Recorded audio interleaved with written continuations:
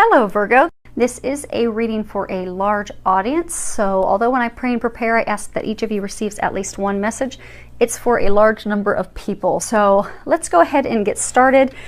Pulled some cards from Sandra Ann Taylor's Energy Oracle deck and pulled from a few of Doreen Virtue's decks, her magical messages from the fairies, saints and angels, and the romance angels. I did pray over the cards, shuffled them, and went ahead and laid them out to speed things up in order to expedite the readings for everyone. So the first card we have is Adjacent Possibilities. If you look at the card, there's a number of doors that are open. So I'm getting that for a number of you, you have a lot of unconsidered options right now with regards to your situation.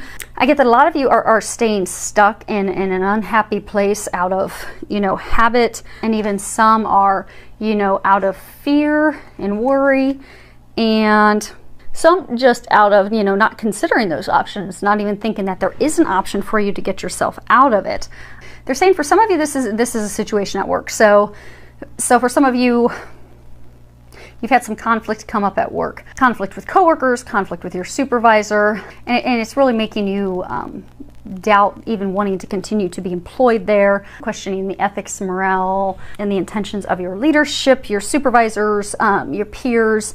And what they're saying is to consider all options, listen to that intuitive guidance that you're getting, because there are a number of options for you. Because I get, for those of you in this situation, you're thinking that the only option for you is to leave the company and go get a new job, where they're saying that there are some other options for you. There are ways that you could resolve this conflict. So pray, meditate, listen to that intuitive guidance, the nudges, the signs that you're receiving, because they are working to help you come up with those other ideas that you've not considered, to come up with the best outcome that's suited for you.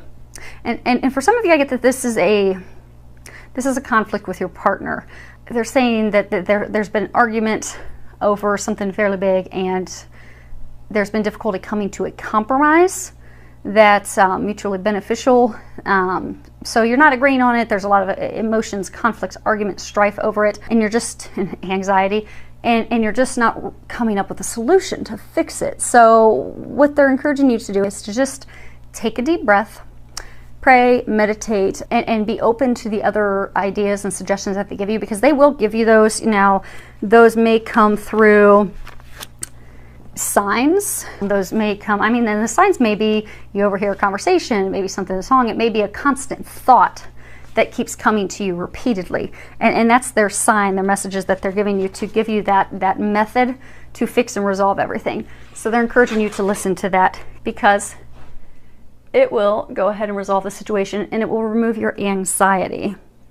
Because if you look here, you can see this girl. She's in great discomfort. She's very worried, very stressed out, withdrawn from the world. So I get, for a number of you, it's related to these situations at work with your partner, your spouse, your significant other, where you're so worried and stressed you've just totally withdrawn.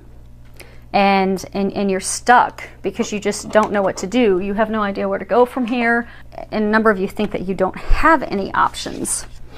So what they're encouraging you to do is to find a way to relieve that stress, relieve that anxiety. They are going to help you with that, because the thing is, you're spending, I get the number of you, you're spending so much time worrying and fretting and stressing about this situation that you've completely blocked yourself. You've blocked yourself from seeing any ways to resolve the situation. You've emotionally blocked yourself from your partner, to where some of you aren't even talking to them. And what they're saying is for you to ask for their help. They are going to help you come up with creative solutions. They're going to help you come up with ways to relieve your stress, because since you're at such a place of emotional turbulence and stress and anxiety, to stay there, you won't be able to come up with any solutions. You won't be able to get out of that place where you find yourself. And they're trying to help you get out of that. So what they're asking is that you help by getting out of your own way, by letting go of that stress. And if you just can't figure it out, then pray and ask that God and the angels help you let that go, so you can have a more positive outlook, so that they can show you the ways and methods and other opportunities to turn this around and completely shift it in your favor. Now, some of you a lot of this worry and anxiety is actually about your son. So if you can read that card at the bottom, it says, your son is watched over and protected as he explores his world. So I get that a number of you are worried about your son, and he's an adult. He's older. You've really been worried about him. You felt that something's wrong. You've been wanting to help and reach out to him, but you don't know how. But you keep having this intuitive nudge and feeling and stuff that keeps coming up, and you're like, okay, do I act on it? Do I check with him? Do I see how things are going? And they're wanting you to know that you can trust that intuitive guidance, that intuitive information that you're getting, to take that action for your son, because you're getting it for a reason. I get for a number of you, your son is he's going like through a divorce, a separation from his longtime partner. It's very heartbreaking for him. So he's not been reaching out to you, but you know that there's something going on.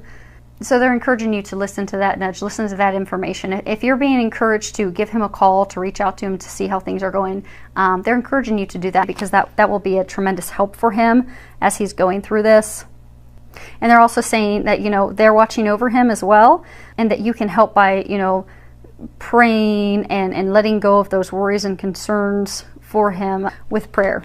Because you don't want to energetically, because I get, you know, energetically, like, you know, if you're envisioning the worst and thinking the worst, it could impact the outcome for him. So release that, let go, let God. Ask that they help him and guide you on what you can do to help him in his situation. And it is going to come out in his favor. What's best for him and her as well. So this row down here is about love. And the first card that we have is, stay optimistic about your love life. Positive thinking and faith will bring you romance. So, you know, we influence the outcome, just like, you know, we were discussing the sun, and, you know, your thoughts and your beliefs, how that will impact things. It is true law of attraction. The things that we think and the things that we believe, they do manifest. So I'm getting right now, a number of you are having your love life negatively affected because of your worry, your complaining, your doubt, your negative thinking. So they're encouraging you to go ahead and shift your perspective, to shift into a place of optimism, being positive, romantic hopes, trusting, knowing that things are going to turn out for the better. Excuse me. Because you really are impacting your love life. So for those of you that, you know, are in the marriage and it's been or in the long-term relationship that's been very stressed for a long time, I get that you're to the point where you're just so frustrated and wondering, is this ever going to shift and turn around for the better? Am I going to be stuck in this unhappiness, this argumentative state for forever? And that's why you continue to be in that state. So they're encouraging you to shift to your perspective, to be of faith in knowing that, okay, things are turning the corner now. Things are going to get better now. We're going to start to enjoy each other again. That spark's going to be reignited. We're going to be connecting again and loving each other again.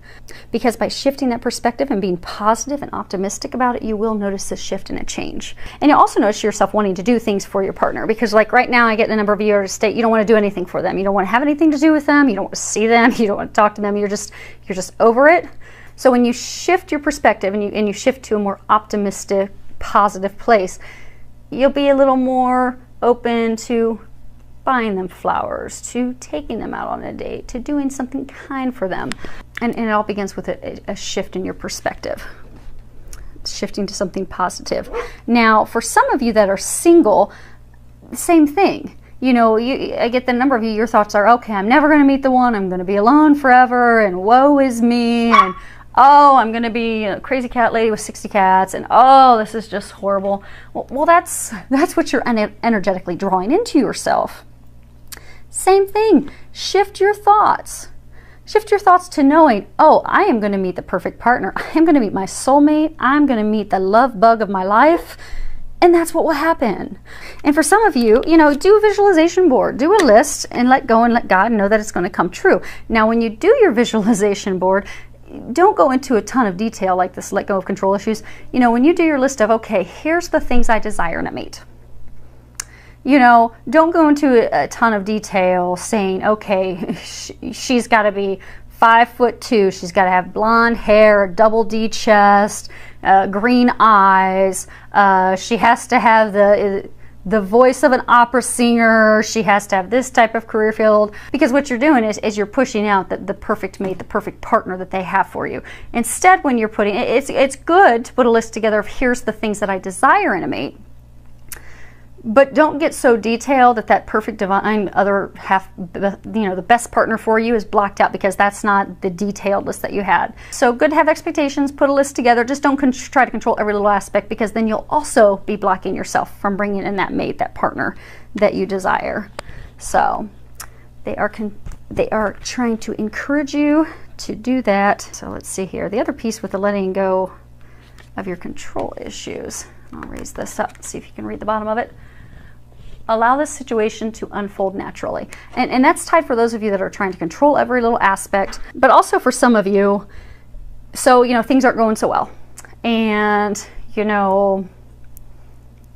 maybe when he came home from work, he helped you, make dinner for the kids and clean up the house, but he didn't bring you flowers.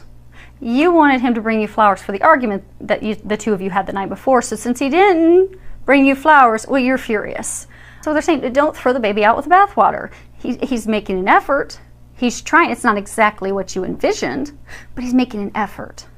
So just let the situation unfold and be thankful for the things that he does, and vice versa. If you're a guy and you've had an argument with your lady and she comes home and she does something, it's, be thankful for the things that are being done, and don't let yourself block improving that love, that relationship, that partnership, because it's not exactly how you envisioned. Or for those of you that are single, because it's not the exact person in this uber detail of exactly what you're wanting in the person, because sometimes your prayers are answered differently than we envision. And if we let go of control, we let go and we let God, and we just let it unfold in its divine, perfect way, we will, most of the time, 99.999%, realize it's so much better than what we could have ever envisioned anyhow. So they're encouraging you to let go. And the last card, this is a card I was asking them, how can you improve your love life? And the card Move came up. So what they're saying is you can improve your love life. You can bring that spark back. You can bring that joy, that bliss, that connection back by moving your body, by doing something. Go dancing together. Go and exercise. Go hiking together. Go enjoy the outdoors. Do an outdoor sport. Go play volleyball. Play tennis together. Just go play.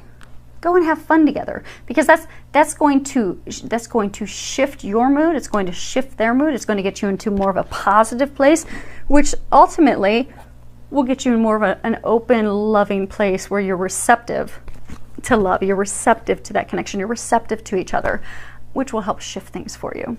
So many thanks to all of you for subscribing to my channel. Thank you for all of your comments. I do love reading them and hearing from you. Filled with a lot of love, joy, and blessings.